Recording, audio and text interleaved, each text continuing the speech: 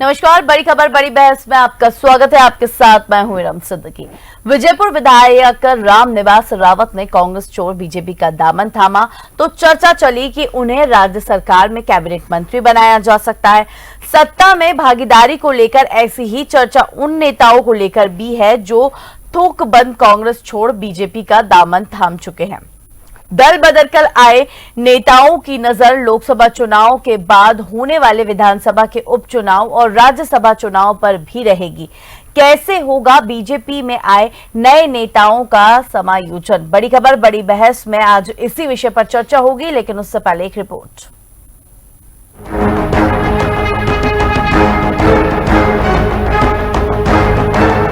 लोकसभा चुनाव से पहले बीजेपी के ज्वाइनिंग अभियान की आंधी ऐसी चली कि कांग्रेस में पतझड़ जैसे हालात बन गए।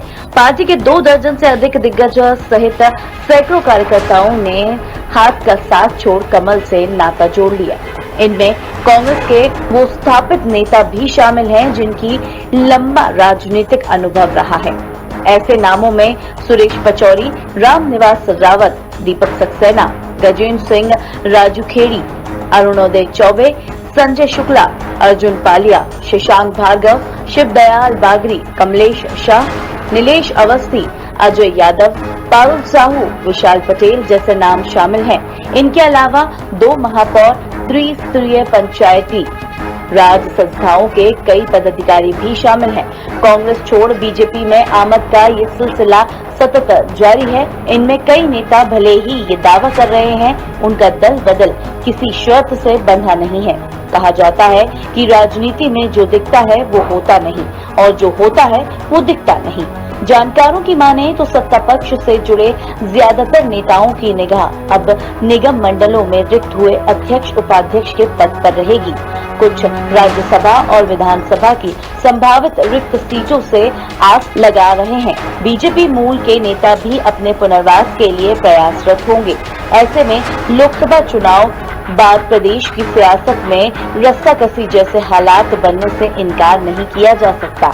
यानी राजनीति चुनाव के बाद भी सरगर्म रहने वाली है। वहीं संगठन और सरकार दोनों के लिए ये समायोजन किसी चुनौती से कम नहीं रहने वाला। डीएनएन के लिए रवि अवस्थी की रिपोर्ट।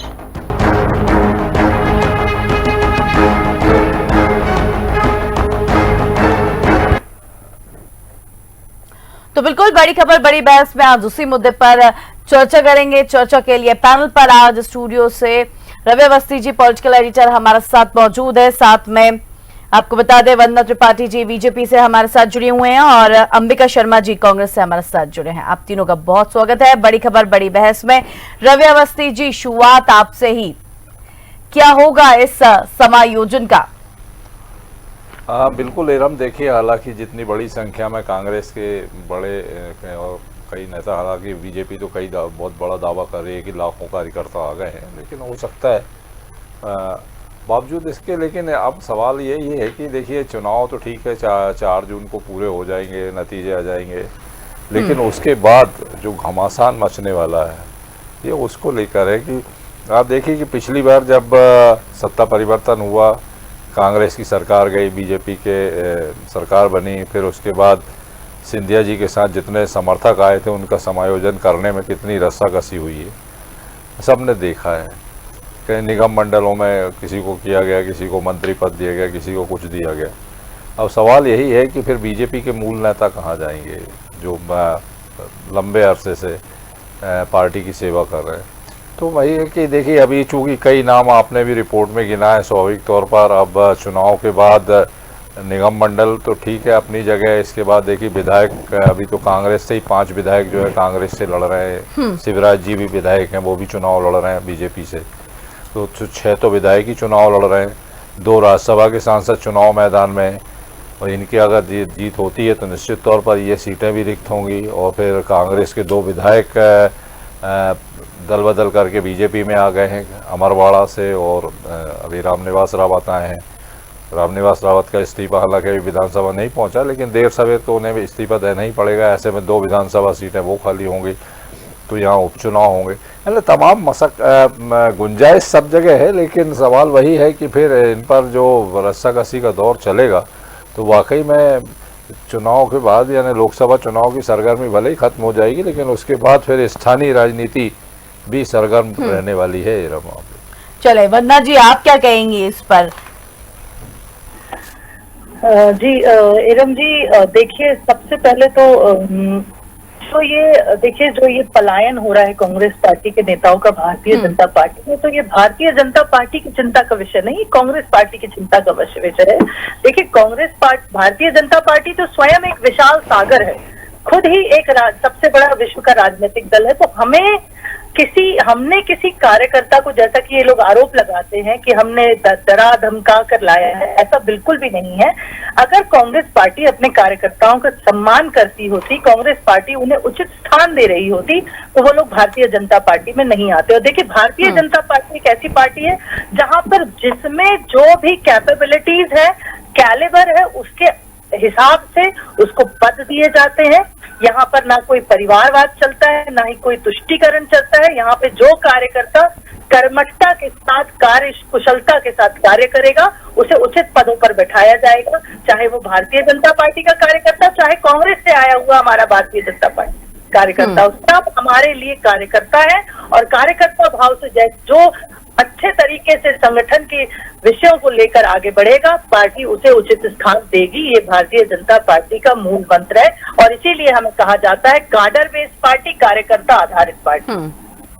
यानी कि बिल्कुल रवि जी ने सही कहा कि सरगर्मी 4 जून के बाद भी चुनावी सरगर्मी और राजनीतिक सरगर्मी नजर आने वाली है 4 जून के बाद भी। देखिए, 4 जून को तो जनता अपना ऐतिहासिक निर्णय लेने वाली है, और पुनः प्रधानमंत्री के रूप में माननीय यशस्वी प्रधानमंत्री मोदी जी तीसरी बार शपथ लेंगे, ये तो तय है। क्योंकि भारतीय जनता पार्टी ने कार्य किया है, हमने कार्य किया है, इसीलिए हम आत्मविश्वास के साथ कहते हैं कि हम जीत रहे हैं। हम निरंतर, चुनाव हो या ना हो, हम निरंतर कार्य करते रहते हैं, हमारी योजनाएं लाभार्थियों तक पहुंचाते रहते हैं। हम अपने जो हमारे मंडल, बूथ और जो मोर्चों के प्रभारी हैं, वो निरंतर मतदाताओं के संपर्क में रहते हैं। तो हम जीत रहे हैं, ये पहली चीज। दूसरी चीज ये कि उसके बाद क्या होगा, तो अभी से हम पूर्वानुमान लगा ले किसी बात का, तो हम भविष्यवक्ता है नहीं। क्या होगा क्या नहीं होगा, आगे की स्थिति वो संगठन तय करेगा, जो भी पार्टी की सरकार बनेगी वो तय करेंगे, वहां के वरिष्ठ जन तय करेंगे। हाँ, पर इतना है कि भारतीय जनता पार्टी की सरकार अवश्य बन रही है, ये तय है। एनडीए के साथ बनेगी और भारतीय जनता पार्टी फिर से शासन में आएगी, और तीसरी बार माननीय प्रधानमंत्री मोदी जी प्रधानमंत्री बनेंगे। ये मैं आपको आत्मविश्वास के साथ कह सकती हूँ, क्योंकि स्वयं प्रधानमंत्री मोदी जी ने जिस तरह से प्रधान सेवक के रूप में जनता के लिए कार्य किए हैं, आज तक एक छुट्टी नहीं ली। आप याद करिए कांग्रेस का वो काल जब 2G 3G जीजाजी इस तरह के घोटाले आपको सुनने को मिलते थे, आतंकवादी हमले सुनने को मिलते थे, देश में अराजकता मची हुई थी। आज देखिए मोदी जी के आने के बाद किस प्रकार की शांति का माहौल है देश में। आपने इस सरकार में कोई भी भ्रष्टाचार का आरोप नहीं देखा होगा, तो इस सरकार को जनता पुनः चुनेगी, और उसके बाद जो भी आगे के दिशा निर्देश होंगे वो माननीय प्रधानमंत्री मोदी जी द्वारा तय किए जाएंगे। अंबिका जी, यहाँ पे वंदना जी तो बिल्कुल कॉन्फिडेंट है कि 4 जून को नतीजे उनके हित में ही आएंगे, और दल बदल की राजनीति पे भी वो कह रही हैं कि ये बीजेपी की टेंशन नहीं है, ये तो कांग्रेस को सोचना चाहिए इस पर। जी, कांग्रेस के लिए ये शुद्धि काल है। कांग्रेस में वो लोग उन्होंने आपके जो कॉल सत्ता के को लिए होल्ड पर रखा है, बहुत लालायित थे, अकूत संपदा कमाने के लिए जिन्होंने अपने दिमाग में योजनाएं बना रखी थी, वो लोग पार्टी छोड़ के जा रहे हैं। तो हमारी पार्टी की विचारधारा से नहीं जुड़े हुए थे, केवल सत्ता और पद के लिए थे। अब उनको संभावनाएं भारतीय जनता पार्टी में अकूत संपदा कमाने की संभावनाएं ज्यादा दिखी, और उन्होंने देखा कि इस देश में जितने भी कलंकित नेता हैं, जितने भी आरोपी नेता हैं, जितने भी अवैध रूप से संपदा, धन, पैसा कमा के जिनके खिलाफ ईडी, आईटी और सीबीआई के केस चल रहे हैं, वो जाके सब उनका शुद्धिकरण वहां पर हो गया है भाजापुर रूसी गंगा में। तो क्यों ना उधर ही चले। तो हमारे यहाँ से ऐसे लोग चले गए, हमारे भारतीय जनता पार्टी की वंदना त्रिपाठी जी कह रही थी कि यथोचित सम्मान नहीं मिला होगा, इस वजह से आए। हमारा कहना है रामनिवास रावत जी को 6 बार पार्टी ने विधायक बनाया, ये निर्दलीय रूप से विधायक बन जाते क्या? और विधायक के बाद अब कोई संभावना ज्यादा थी नहीं। 2 पद हमारे यहाँ नेता प्रतिपक्ष के थे नहीं, 1 पद था, उमंग सिंगार को भी मिल गया। अब इनकी डील हुई है कि हम इधर आ जाइए, उपचुनाव लड़िए, हम आपको मंत्री बना देंगे। तो ये सत्ता का लोग संग्रहण ये लोग नहीं कर पा रहे। पचौरी जी भी बेचारे, पचौरी जी को क्या नहीं दिया पार्टी ने? सब कुछ दिया पचौरी जी को, सम्मान दिया, नाम दिया, मान दिया। यहाँ 10 जनपद में जाते थे, ये रोक टूट जाते थे, 10 जनपद के परिवार जैसे सदस्य। फिर ऐसी क्या परेशानी आ गई? 4 बार उनको सांसद बनाया, केंद्रीय मंत्री बनाया, प्रदेश अध्यक्ष बनाया, सेवा दल का राष्ट्रीय अध्यक्ष बनाया, सब कुछ किया। सारे मिजाज हाथ पर मिजाज लिए रहे इन सबके नेताओं के, इसके बावजूद भी ये लोग जा रहे हैं। तो इस चिंता का विषय उनके लिए है। और भारतीय जनता पार्टी में जो चुनाव बढ़ रहा है, वहां पर अब अपने अपने अधिकारों की मांग होगी, पदों की मांग होगी, और फिर अब इनको ही एडजस्ट करना पड़ेगा। कुछ सिंधिया जी के गुट से आएंगे, कुछ शिवराज जी के गुट से लोगों की मांग होगी, अन्य तमाम वहां भी गुटबाजी है, ऐसा नहीं है। तो कहीं ना कहीं प्रलोभन उन्हें दिया गया होगा कि जो संघर्ष करने का तुम्हारा कलेजा नहीं है, तुम सबके लिए संघर्ष नहीं कर सकते, इधर आ जाओ, यहाँ पर चयन करोगे, बढ़िया पद मिलेंगे, पैसा मिलेगा, प्रतिष्ठा मिलेंगे, सारे पाप जो किए तुमने होंगे, जाने अनजाने जो लोग निगाह में होंगे, और जो पता चलने वाले होंगे, वो सारे पापों से तुम्हें मुक्ति मिल जाएगी। स्वतंत्र जीवन जीना और आराम से खूब ऐश करना, खूब पैसे कमाना और धज्जियां उड़ाना प्रजातांत्रिक मूल्यों की, ये गारंटी है इनकी भारतीय जनता पार्टी के। ऐसे सारे लोग इनको स्वीकार हैं, जो कलंकित नेता हैं वो सारे के सारे इनको स्वीकार हैं। तो इतनी लंबी तादाद में कांग्रेस में ऐसे लोग शामिल थे अब जिसको कांग्रेस की भनक तक नहीं पड़ी। जैसे कुछ पचौरी जी के फॉलोअर थे, वो पचौरी जी के साथ चले गए, रामनिवास जी के फॉलोअर होंगे, रामनिवास जी के साथ चले गए। कांग्रेस में विडम्बना हमारे यहाँ ये रही कि ये लोग जो जा रहे हैं, अब शुद्धिकरण का काल है इस समय जो लोग बचे हैं वो बिल्कुल कांग्रेस के प्रति उत्तरदायी हैं और कांग्रेस के राष्ट्रीय नेतृत्व के प्रति उत्तरदायी हैं। अब हमारे यहाँ जो ठेकेदार थे नहीं, अब वो ठेकेदारी का युग अब खत्म हो गया। अब कोई गुट नहीं रहेगा मध्य प्रदेश में, अब केवल राहुल गांधी, प्रियंका गांधी, खड़गे साहब और कांग्रेस का पंजा, इसके प्रति जो उत्तरदायी होगा वही टिक पाएगा कांग्रेस में। अब दोहरे चेहरे के लोग, दोहरे चरित्र के लोग, दोहरी सोच के लोग नहीं रह पाएंगे। अब अच्छा है, हम लोगों का फिर ठीक है अंबिका जी, ठीक है। रवि जी, सुना आपने अंबिका जी को, क्योंकि उन्होंने अभी आखिरी में एक बात का जिक्र करा कि अब जो उस मूल मंत्र को जानेगा कांग्रेस के, जो राहुल गांधी, प्रियंका गांधी या सोनिया गांधी के, यानी कि अब अगर हम मध्य प्रदेश की बात करें तो क्या मध्य प्रदेश से जीतू पटवारी का रोल हट जाएगा या बाकी कार्यकर्ताओं का रोल हट जाएगा, या सिर्फ अब सेंट्रल बेस पार्टी हो जाएगी कांग्रेस? नहीं रम, हालांकि बीजेपी तो देखिए आरोप लगाती रही है, जो बात अंबिका जी कह रहे हैं, राहुल गांधी, फिर प्रियंका गांधी और तमाम। तो देखिए परिवार पर कांग्रेस, दोनों पार्टियों की जो स्ट्रक्चर है उसमें अंतर है। एक पार्टी जो एक परिवार से बंधी है, दूसरी जो है वो कैडर बेस्ड पार्टी कही जाती है। लेकिन मैं खैर ये अपने अपने तरीका है उनका काम करने का रम। लेकिन अभी जैसे वंदना जी कह रही थी कि कांग्रेस की चिंता है, तो मुझे लगता है कि कांग्रेस ने अपनी चिंता बीजेपी को सौंप दी है।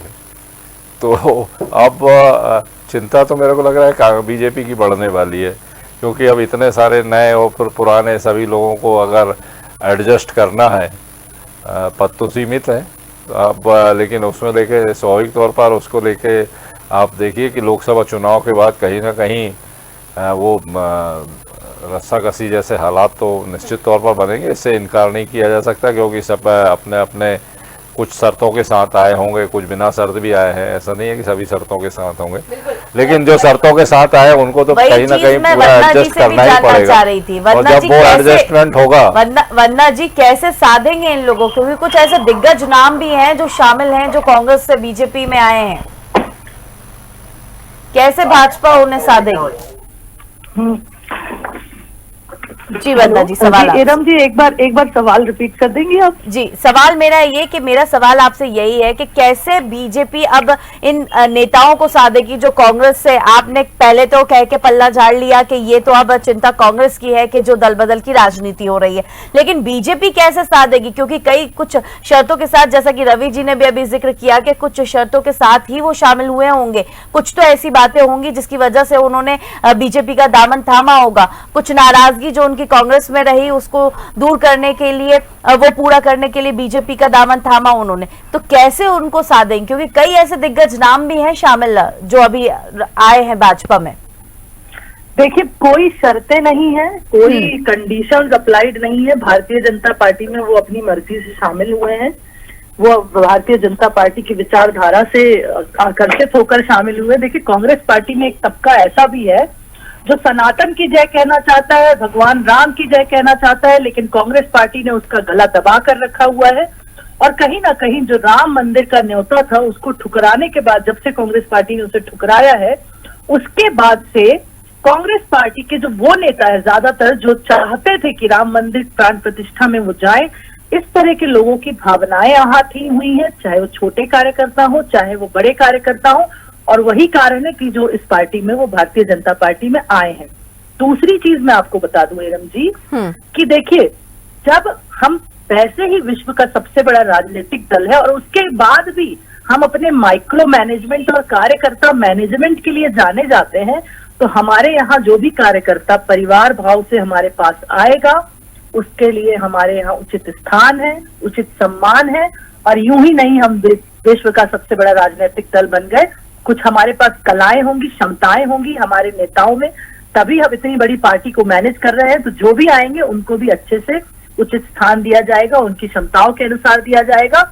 हम कांग्रेस पार्टी नहीं है जो एक परिवार के लिए कार्य करते हो, हम कार्यकर्ताओं के लिए कार्य करते हैं और सबके लिए काम है हमारी पार्टी में। सबका साथ, सबका विकास, सबका विश्वास के साथ चलने वाली भारतीय जनता पार्टी कांग्रेस पार्टी की तरह नहीं है। हमारे यहाँ सबके लिए काम है, सबके योग्यता के अनुसार उन्हें काम दिया जाएगा।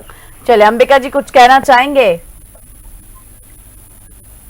देखिए, हमारी पार्टी के अब कार्यकर्ता और हमारा नेतृत्व पूरी तरह से जो इनकी नाकामियां हैं भारतीय जनता पार्टी की, उन नाकामियों को लेकर और इनके जो झूठे वादे हैं उन झूठे वादों को बताने के लिए पब्लिक के बीच में अपने स्पष्ट एजेंडा के साथ जा रहे हैं। और जो विश्वसनीय हमारा एजेंडा है, विश्वसनीय एजेंडा ये है कि हम जैसे ही सरकार में आएंगे 30 लाख नौजवान को रोजगार देंगे, अपनी बहन को 8,500 रुपये की माह देंगे और किसानों का कर्जा माफ करेंगे। ये हमारा एजेंडा है।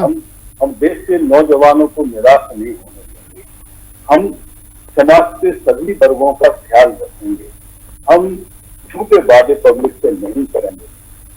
सत्य और न्याय का वातावरण हम देश में विकसित करेंगे। जो हमारी यूथ पावर है उसका सही यूटिलाइजेशन करेंगे, सही उपयोग करेंगे। उनसे पकौड़े करने के लिए हम लोग नहीं चाहेंगे। उन जो युवा डॉक्टर बनना चाहेगा उसको डॉक्टर बनने का अवसर प्रदान करेंगे, जो इंजीनियर बनना चाहेगा, जो प्रोफेसर बनना चाहेगा, जो वैज्ञानिक बनना चाहेगा, सारे लोगों को अवसर प्रदान करेंगे। हम लोग प्रतियोगी परीक्षाओं में घोटाले नहीं होने देंगे। पारदर्शी रहेगी हमारी व्यवस्था। ये हमारे वादे हैं और इन वादों के साथ हम जनता में जा रहे हैं। अभी जिनके ऊपर जो कलंक है, तो पिछले 7 दिन के अंदर 3 घटनाएं हो गई ये बहनों और बेटियों का, महिलाओं की। आप तो एक तरफ युवाओं की बात कर रहे हैं, लेकिन बीजेपी का तो ये कहना है, बीजेपी यहाँ पे लगातार कहती आ रही है कि मुस्लिम लीग की छाव नजर आ रही है आपके न्याय पत्र में। बिल्कुल दूर दूर तक बात नहीं है, बिल्कुल झूठी बातें हैं इनकी। इनका काम है केवल देश की जनता को गुमराह करना, मंगलसूत्र की बात करना, मंदिर मस्जिद की बात करना, ये बुनियादी मुद्दों से बहुत दूर। चले अंबिका जी 1 मिनट, वंदना जी कुछ पूछना चाह रही हैं आपसे। जी वंदना जी बोलिए। जी बताएं। ये इनहेरिटेंस टैक्स लगाने की बात कर रहे हैं, संपत्ति को एक जगह से कूद कर दूसरों में देने की बात कर रहे हैं, माइनॉरिटीज के उत्थान की बात कर रहे हैं। एक तरफ ये कहते हैं कि हम साइंटिस्ट बनाएंगे, डॉक्टर बनाएंगे, इंजीनियर बनाएंगे, के बच्चों को आप चले हमें जवाब ले लेती हूँ अंबिका जी से, वरना जी अंबिका जी से जवाब ले लेती हूँ जी। आपके आपने इतना फोकस क्यों किया अपने न्याय पत्र में? जिसने भी कहा संयुक्त पुरोधा हमारी पार्टी के ना तो घोषणा पत्र समिति के अध्यक्ष है, ना सदस्य है, ना ही हमारे चुनाव अभियान समिति के सदस्य हैं। लेकिन आपके मैनिफेस्टो में तो जिक्र है ना? नहीं, मैनिफेस्टो में कहाँ जिक्र है कि हम अपनी ये प्रॉपर्टी पास करेंगे और ये करेंगे वो करेंगे, लोगों को 47% रहने देंगे, 55% सरकार गरीबों को बांट देगी, ऐसा कहाँ हमारे मैनिफेस्टो में? चले रवि जी जवाब देंगे आपकी इस बात का। जी रवि जी बताइए। हमारी सरकार मैं रवि जी से, अंबिका जी रवि जी से जवाब लेना चाहूंगी। जी रवि जी। देखिए इरम, हालांकि जो आरोप प्रत्यारोप है उसमें यही बताया गया है, खास करके जो कांग्रेस का जो न्याय पत्र आया है उसके पेज नंबर 28 पे कॉलम नंबर 21 में, हालांकि खुले तौर पर ये बात नहीं कही गई है, लेकिन ये कहा गया है कि अनुपातिक लिहाज से संपत्ति का मतलब एक तरीके से उसमें कैसा होना चाहिए इस पर ध्यान दिया जाएगा। और फिर अगले ही दिन देखिए अब राहुल गांधी ने बाराबंकी में साफ तौर पर कहा कि मैं तो स्क्रीनिंग करा रहा हूँ किसके पास कितनी संपत्ति है। फिर प्रधानमंत्री ने जो है पूर्व प्रधानमंत्री मनमोहन सिंह के बयान से उसे जोड़ा और जोड़ने के बाद फिर कहा कि देखिए किसे बांटना चाहते हैं। तो तमाम बातें हैं, लेकिन जहाँ तक जो मुस्लिम लीग वाला आरोप है इरम, तो वो थोड़ा सा देखिए मैं हो सकता है कि 1936 में मुस्लिम लीग ने जो घोषणा पत्र जारी करा था उसमें 3 बातें थी जो मैच करती है कांग्रेस के न्याय पत्र से। पहला उन्होंने कहा था कि मुसलमानों के लिए शरिया की रक्षा की जाएगी।